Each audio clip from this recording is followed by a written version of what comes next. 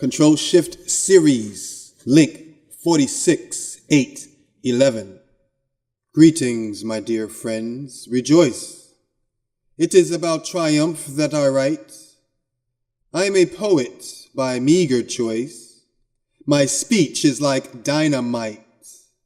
However, the suspense prevents the use of my voice to express the control shift of energy and might. Nonetheless, remember your poise. A balanced view will clarify your sight. Chapter 1. The Decryption. Keep a keen eye. This transmission is not only of the past. You will learn that our story is recorded in both space and time. Since the Almighty started the flow of energy, the universe has been at war. Many forms of life were created, each striving to gain access to greater energy. We can observe that energy streams through all matter, but the hidden struggle is who will sustain enough leverage to yield ultimate control. As the violence continued, stars exploded and massive planets disintegrated. There are 5 known phases of matter. These are solids, liquids, gases, plasma, and Bose-Einstein condensates. Imagine a tug of war. Team members will change their phase to gain leverage over the opposition. Likewise, in this astronomic tug of war, matter also changes its phase. Solids become liquids. The liquids become gases.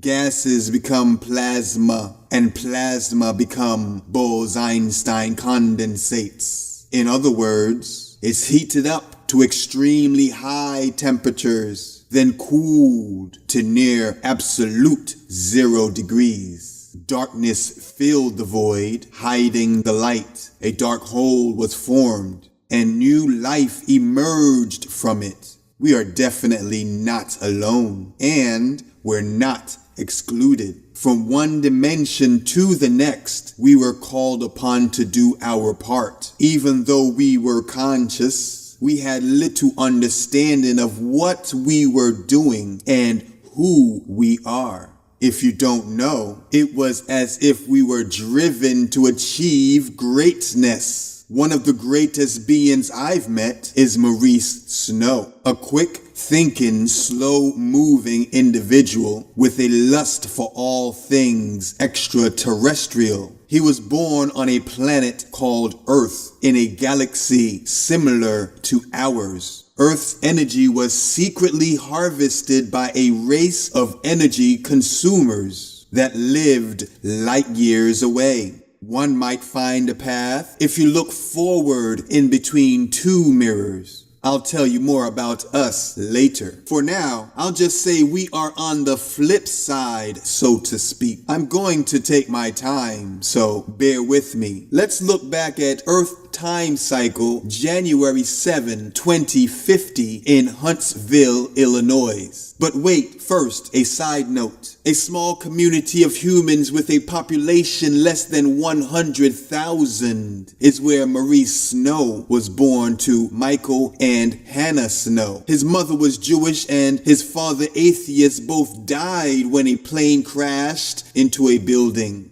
Maurice was only 7 years old at the time. He believed that something was wrong with the official reports. His father always told him to question everything, and his mother taught him about the existence of a higher power. At the funeral, young Maurice Snow leaned on his older brother's shoulder as the 2 orphaned children cried uncontrollably. Maurice stuttered out, "I will question every power until I find the one that is in control." Let's shift now to 56 years old. He woke up this particular Friday morning, January 7, 2050 at 5:30 a.m. He routinely washed his face, carefully tracing his beard with his wet hands. Looking in the mirror, he noticed a new gray hair in his beard. "Not today," he said, as he plucked it out using his thumbnail firmly pressed against his pointer finger. He brushed his teeth, then shaved his head.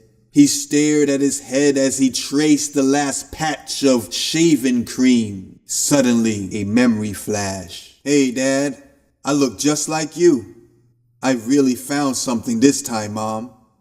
"Oh, I look like you too, I have your strong nose." He paused and recited, "I will question every power until I find the one that is in control." As he snapped out of this nostalgic moment, he stepped out the bathroom wearing his brown khaki cargo pants with the standard white button-down shirt. He had no socks or shoes on because he liked the chill of the hardwood floors on his bare feet. Cherry hardwood covered the floors and stairs of his 2-story, 4-bedroom home. In each room, Maurice had what he called itemized storage. From the floor to the ceiling, he had boxes of ancient artifacts, clippings of old magazine articles, books of actual items he personally dug out of the ground. Maurice maintained a great devotion to his work, which attracted many employers. However, this day was unlike any other. He wasn't motivated by money or personal gain of knowledge or prestige. Today's compelling attraction to his lab is surreal. As he glided down the stairs, he thought about the new discoveries he made just hours before. His mind filled with questions. Maurice didn't notice that his feet barely touched the stairs. He received a call from Dr. Florence Augustine just as he cleared the last step. "Hello, good morning, Dr. Augustine," answered Maurice. "Good morning, hun.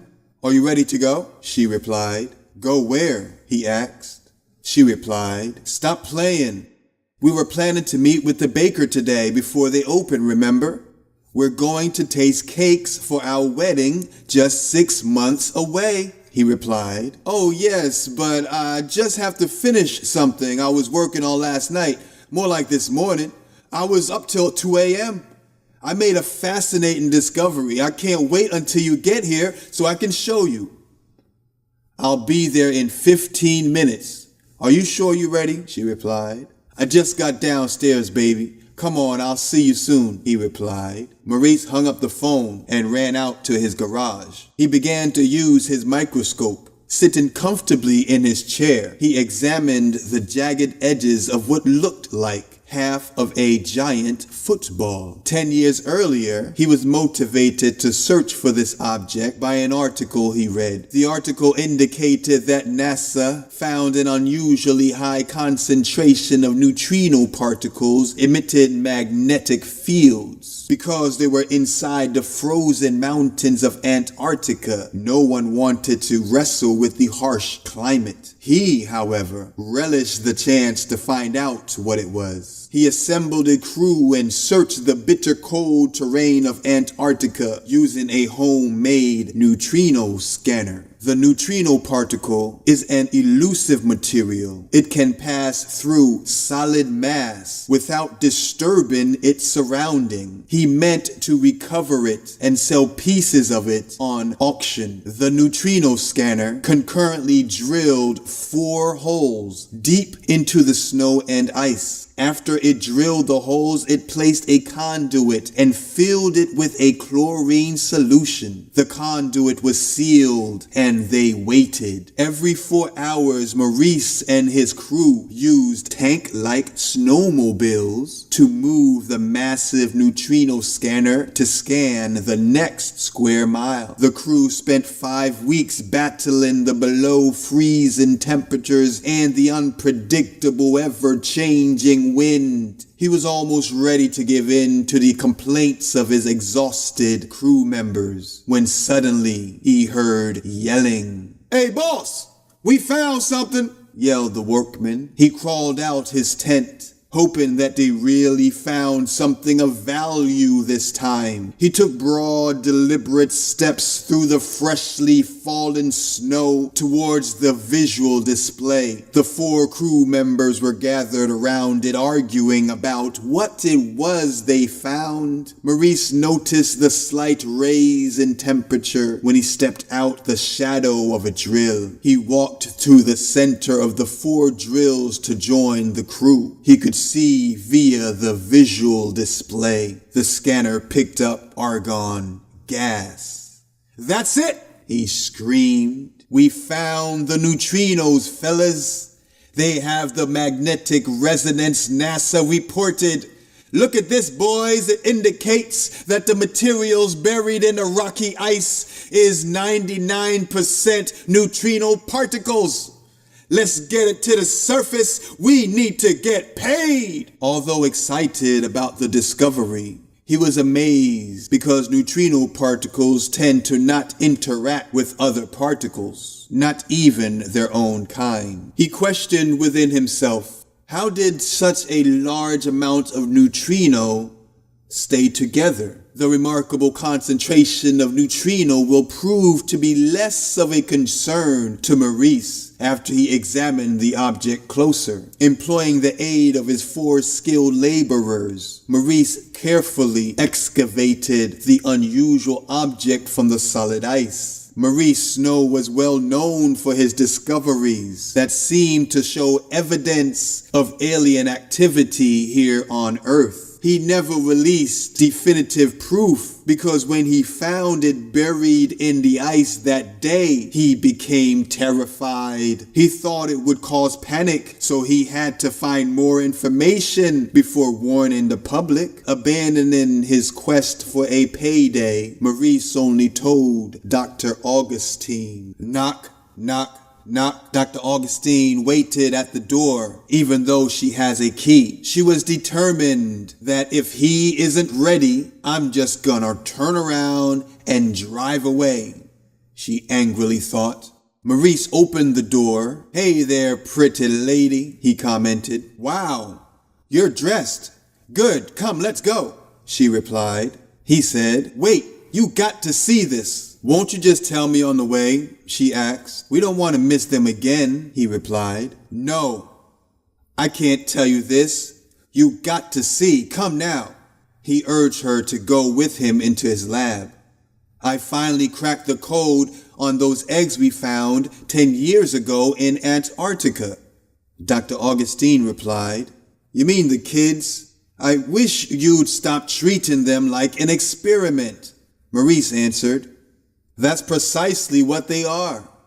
Remember, I found them in a metallic alloy casing." He gets excited again and throws his hands in the air. Nothing happened when he spoke out loud. "The metals aren't even found here on Earth. Only after I brought it to my lab did the shell unthaw and the 5 softball-sized balls roll out. You remember how I called you telling you the shell cracked open? As it laid there, I could see a baby's foot swinging through the crack." Dr. Augustine then replied, "Yes, I remember you called me freaking out saying it's a baby boy. You know what, hon?" She paused. "That was very sweet, but also 10 years ago. Honey, we have 5 kids, Dallin, Luanda, Alexander, Kashara, and Hendrix. Now look at this. We have 30 minutes to drive 20 miles. How about we leave now and talk about the kids on the way?" Maurice responded, "No, you have to see what I found on the shell they hatched from." Dr. Augustine said, "Maurice, if we go into your lab, we will be there all morning. We will miss another appointment." She was getting annoyed by his lack of interest in their wedding or even their relationship in general. Maurice replied, "I found markings on the shell they hatched from." Dr. Augustine shouted, "Born! We agreed to say they were born." Maurice responded, "Yes, of course." Maurice began to run around his house bringing different books and pottery he found. all while trying to explain how he found the same markings scored on the inside of the shell. He tried to demonstrate to her how he believed the eggs were sending and receiving messages through minute notches on the inside of the shell. They were used to make and send messages. Dr. Augustine stood there quiet and tried to remain still. Her patience wore thin. If Maurice just slowed down and looked at her, he would have noticed her eyelashes begin to squint over her stunning brown eyes. Her narrow lips began to pucker as she folded her arms and itched her petite nose, followed by a few pokes at her hair bun. All she could think about is how she wanted a family. She was an only child of wealthy parents. Her parents gave her everything she wanted except siblings. She met Maurice when she and her friends were on a flight from Mexico. Dr. Augustine and her friends were vacationing in Cancun. Her seat on the plane was next to Maurice. He refused to switch with one of her friends because he wanted the window seat. However, Maurice proved to be great company during the almost 5 hours flight. He spoke to her about his travels around the globe several times a year. He spoke of ancient times, aliens, government, and planning for the future. He told her about his discoveries and the elusive blue one, as he called it. She was fascinated by his lifestyle and was pleased that he would share it with her for free. She quickly learned that Maurice was a loner, and he only shared information for a price. He told her as the plane landed at Chicago International Airport, "When my parents passed away, my brother took care of me until I turned 18. I got the money my parents left for me, and I've been traveling ever since. This is my only job, so I charge to earn a living. I told you way too much, but it's something special about you. Maybe it's your face. They say the blacker the berry, the sweeter the juice. How did you get the name Augustine?" he asked. "I got it from the slave master, but my family was able to make it our own," she answered as she walked in front of him to exit the plane. Florence Augustine was young. She had just finished her doctorate and was celebrating with her 2 best friends. Sitting on the flight with Maurice, she felt like she could watch him talk forever. Learning that they lived only 30 minutes from each other, they exchanged numbers and became close friends. Years later, when she saw what Maurice called eggs, she could only see babies that needed her love and support. She believed her and Maurice would one day become a real family. She fantasized as she drove to his house. "Maurice will move in with me after we're married. He agreed to only go to his lab on a schedule like a regular job. I've waited over a decade. I could wait 6 more months." Now, as she watched, she realized that Maurice isn't planning on moving or even being a family. But look at him. He doesn't even care. First thinking to herself, then she said with a frustrated tone, "Stop it, Maurice. You've been running around for several minutes. It's no way we can make it now. Don't you even care?" Maurice replied, "Oh, of course, beloved. I care. But you know, it's just cake. Either you love it or you leave it alone." Dr. Augustine responded, "It's not just cake, Maurice. It's a symbol of the 2 of us coming together to form one union. It symbolizes that even though we are different, we can share a common purpose. If we choose the cake that we want to share at our wedding, it shows the world who we are as a couple." Maurice countered, "I don't care what the world thinks about us as a couple. Save that for the movie stars and athletes. I'm an explorer. I find things that tells us why we're here. That's important, babe, not the flavor of a slam dunk wedding cake. I don't want a big wedding, you know that. I need you to see that we might be in danger unless I can figure out what all this means.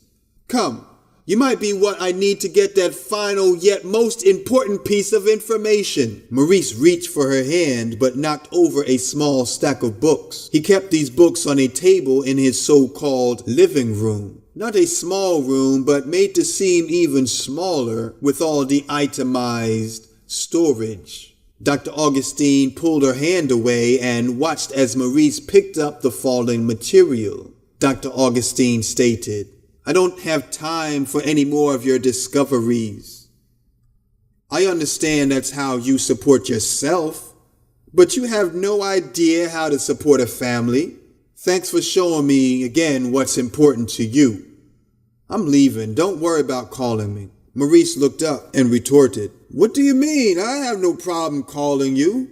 No worries. I can call you anytime, Dr. Augustine responded. You're missing the point, Maurice.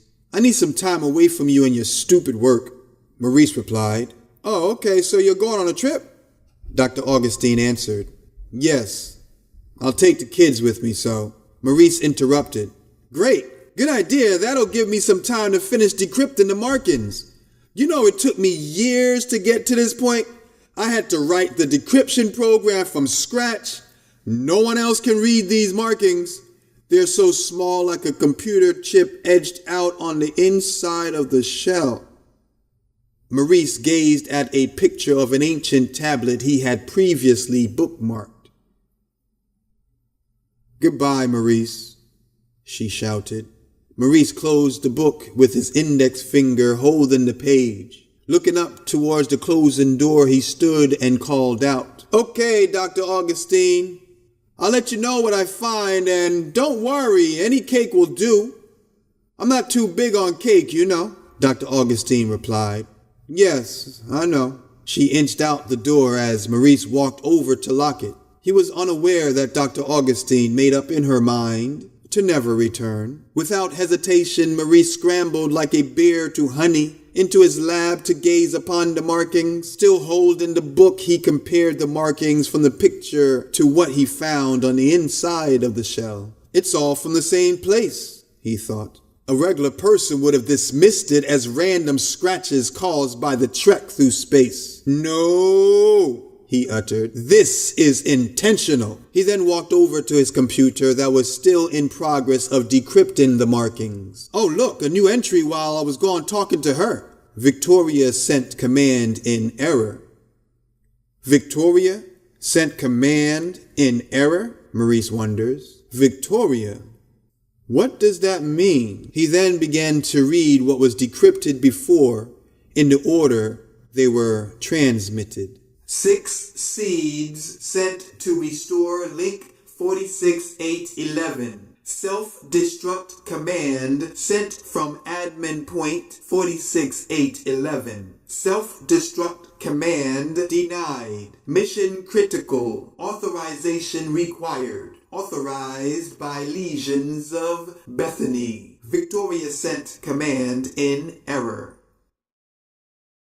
Chapter 2. Like a paid vacation. Dr. Augustine fought through tears as she walked away from Maurice. After closing the front door, she sank down the steps and across the driveway to slowly creep into her car. Each step she took reminded her of the years she's known Maurice, and each step she tried to forget. With cloudy vision, she searched her purse for tissue. She found a small package of facial tissue. Then she started her car. The radio began playing an advertisement. Mastech Industries, be happy. We pay you to relax. Try our new 2050 package with more compensation than last year. You too can experience the Mastech difference. Many experience renewed energy with this income opportunity. May cause death, suicidal thoughts or actions, internal bleeding, dizziness, joint pain, memory loss, in rare cases, minor irritation or discomfort. Mastech today is the future.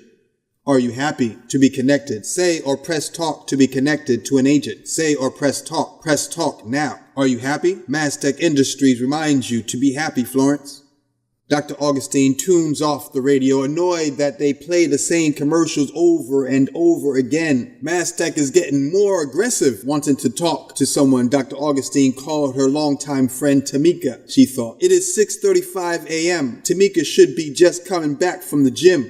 Ring, ring, ring. Tamika answered her cell phone. Hey, Florence of Italy, I'm so glad you called. I just came home from the gym and I thought I need to call my girl. Look at that. God is good. How you doing, Florence? Tamika eagerly wanting to laugh, but cogently withheld the urge. Florence whispered, I don't know. Suddenly, Tamika laughed out loud. Ha ha! I know that's right, girl. I don't know what I'm gonna do either. These kids are getting on my last. You know what I mean? You know my oldest son, Jacob, on the wrestling team with your son, Dylan, Tamika lamented. Yes, I know, Florence responded. Right, so he asked me last night, just as I'm going to bed, to get him a new mouthpiece for a match he has tonight. Mind you, that match is after he comes back from one of those class trips to the community college. My son is not going to that school. He already told me he wants to go to Upstate University because the wrestling coach is waiting for him with a full scholarship, Tamika argued. So why does he need to go to the community college tour? Florence queried. I guess it will help him to keep his options open. I told him no, but his father keeps talking about the community college so he could stay close. I mean, I want my baby close, but I want him to have the best opportunity. I think a full ride to Upstate University is a no-brainer. Of course we'll take it, but not with these two. So anyway, he wants me to go out this morning to get him a mouthpiece because he won't have time to get home to look for his. He already has one. I bought it. He thinks it would be easier for me to go out and buy a new one instead of him going through his landfill I try to call his room. I don't mind doing for my kids, but they seem to want to get me working harder. Anyways, I'm gonna take my shower so I can get going. Why so quiet? You called and ain't said nothing. What happened? Is it Maurice again? I keep telling you to leave that hamster alone. Tamika laughed at her image of Maurice. Florence doubtfully defends Maurice. He's not a hamster. Tamika scoffingly interrupted. Okay, but he acts like one. The way he be running up and down those stairs like it's some kind of hamster wheel. He never leaves the cage. Yes, he does. We went out. You went out. I know. I babysit. You only go out maybe once or twice a year. Tamika laughed sassily. No, he goes on trips. He's always traveling somewhere chasing what he calls the blue one. Florence tries again to defend her reasons for staying with Maurice. Tamika argued. The blue one? What in the world? The only trip he going on is an acid trip. Your man is on drugs, baby. You need to leave him alone. Plus, you have those kids. They don't need to see him wasting his life. They don't have to call him dad. He could be Uncle Maurice. They are your kids. You went to the birth clinic and had your eggs fertilized by some random donor, which I don't like that you did that, but I'm your friend and I love you and your little lab babies. Tamika laughed again before continuing. But you can have a real man, not this self-absorbed hamster. So he found some of this and some of that and made his fortune. So what? How does that help if you never get to share it with someone? I'm trying to tell you to leave him while you're still young. Don't wait till the milk gets lumpy. What you mean till the milk gets lumpy? Florence asked. Tamika pleadingly explained. You don't want to be an old woman trying to find a new friend because you wasted your time with this person that doesn't care for you. Florence screamed out. I did. I left him just now. I told him, don't call me again. Then I left him still working on his stupid discovery. Florence went into tears. He didn't even care, playing it off like he didn't understand what I was doing. I'm done with his games. No, girl, stop playing like that. You didn't leave him for real, did you? Tamika smirkingly asked. What are you talking about, Tamika? You were just saying all that stuff about I should leave him, Florence confusedly queried as she wiped her tears with crumpled tissue paper. Tamika, wanting to hug her friend, cautiously responded. You know I always say that, but never expect you to actually leave him. I like Maurice. He just needs to learn how to hang out and chill with his woman. I'm looking forward to the wedding. That'll give you guys a chance to have fun together. But no, you left him for real?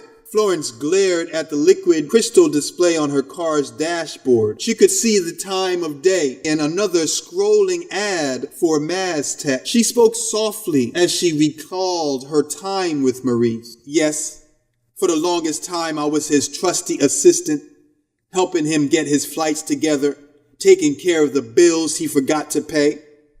I made sure he was okay on a daily basis.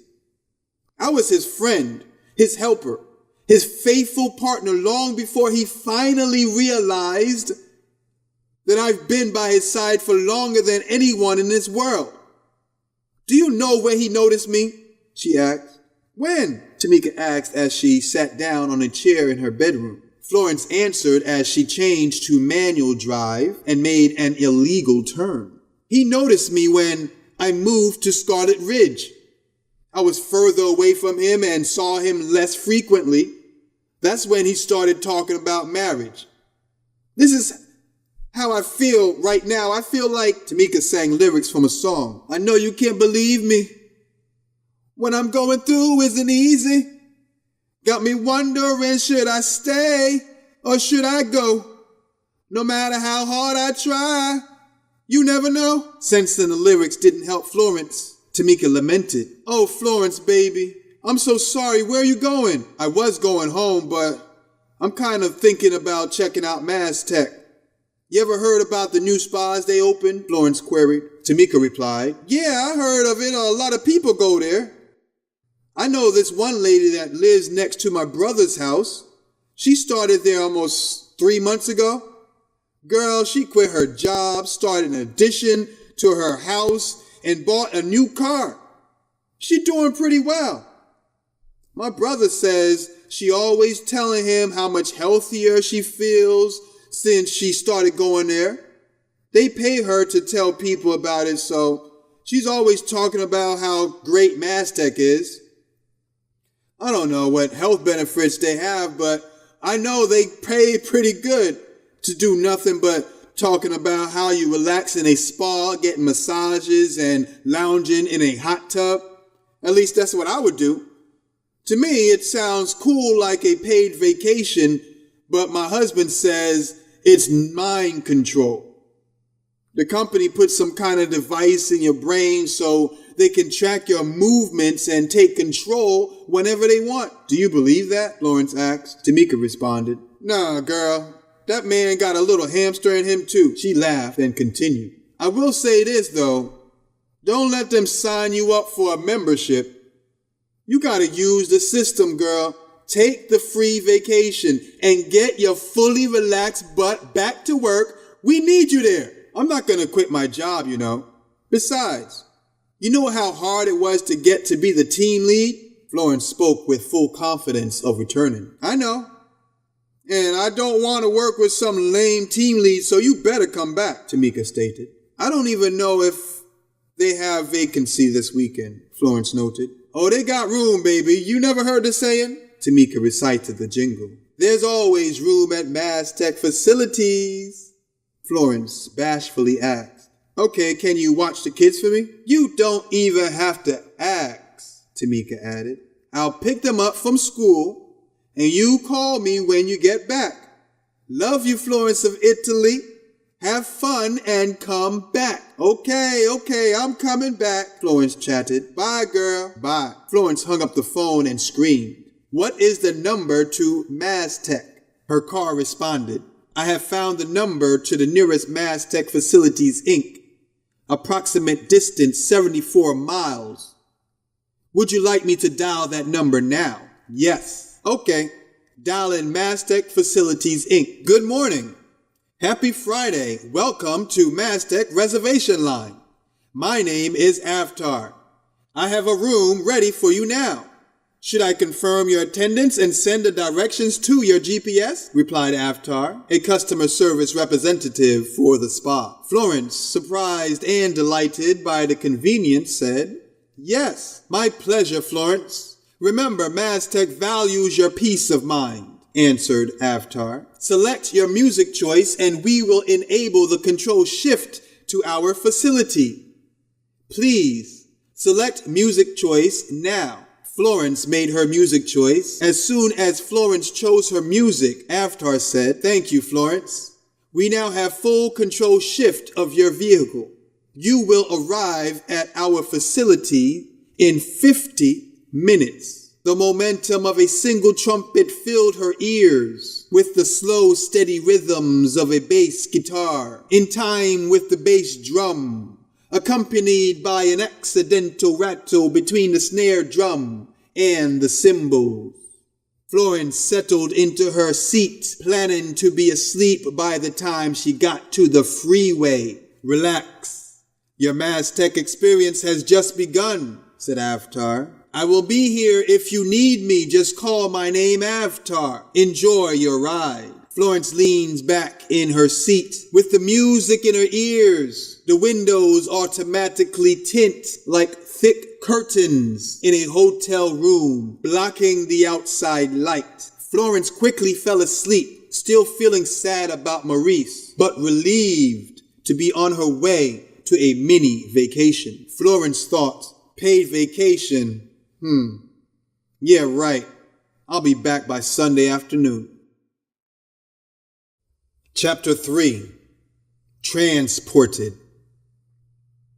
Maurice watched the computer continue to work on decrypting the remaining marking. The process was taking a long time to give a result for the last section of marking. Victoria Bethany, the name sounds familiar, thought Maurice. He remembered where he heard the name before. She's the founder and CEO of Maztec, he thought. Let me search her name. Maurice extended his fingers straight out, activating a common device called the handy tablet. A simple-to-use device worn like a wristwatch that displays a surface for Maurice to access the internet, make calls, and many other personal activities. He started a search for the name Victoria Bethany. Some of the search results read, Victoria Bethany changed her name from Victoria Barnes after her grandmother, Bethany Barnes, died. Victoria found her grandmother unresponsive on the living room couch. Victoria Barnes took on the name Victoria Bethany to honor her late grandmother. After grad school, she was recruited by the CIA because of her exceptional abilities. However, she declined so she could continue to build her company, Maztec. In less than 10 years, Maztec has become a world leader in robotics. A Maztec robotic device of some kind can be found in 90% of all buildings and vehicles. Maztec was able to literally become the gears that keep the world turning. Tomorrow's news.sun.net. He continued to read the various articles declaring the beauty of Victoria Bethany and all the great things done for humanity through her company Maztec. Canada named Maztec as the most essential company of the modern era. Maztec was able to replace the need for hospitals with its portable personal medical center, or PPMC. This device was issued to every citizen in Canada. The government paid billions to Maztec to cover the expense of producing the PPMC for the citizens. People never got sick again after developing what they called the PPMC habit. Twice a day, a person would put on the PPMC, which resembles a footy pajama with a hood that zips all the way closed. With the PPMC on, the person would sit at the connection point in the home for at least 15 minutes. The PPMC regulates the flow of energy through the body, correcting any errors or illness. YouAreHealthyNowSon.org. Maurice continued to read. The PPMC must remain connected for the entire 15 minutes without interruption. There have been reports of people dying because the PPMC was disconnected too soon. Mastech denied all allegation and no evidence was found. Conspiracy.sun.net. Maurice never paid much attention to Mastech. He suspected that they were using some kind of alien technology, but he could never get any real leads. All he found written about the company was good, and everything negative was quickly and publicly dismissed as rumors. Until this Friday morning, he never gave the company a real consideration. What he thought was an unprovable rumor now has solid evidence. He imagined further. The eggs were communicating to Victoria Bethany as they traveled here to Earth. Victoria Bethany tried to destroy them with a self-destruct command of some kind, but someone declined it. Then when that someone demanded to know who sent the command, something happened. Bethany sent it no, Victoria sent it in error. Is that the same night that Victoria's grandmother passed away? Did Victoria rebel against some intergalactic command structure?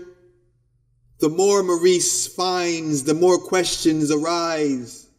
Just then he heard the tone from his computer notifying the decryption is complete. Just then he heard the tone from his computer notifying the decryption is complete. Maurice switched to the program with a click of his old school USB wired mouse. The decryption read, final entry, 1 impetus damage in transport pod 717, landing off target near connection point hot Jupiter, local time cycle 2035. Remaining impetus dormant awaiting stimulus. Pod 717, your last broadcast unreadable. We see you were attacked. Remain dormant. Legions of Bethany has repaired the link 46811. You will be recovered soon. Maurice screamed. I knew it! These aliens are here now and have been here for God knows how long. What do you want from us now with this link 46811? Maurice began to pace back and forth, speaking out loud in his lab. He spotted the pod 717. Walking over to it, he said, so that's what they call you, pod 717. Where is link 46811?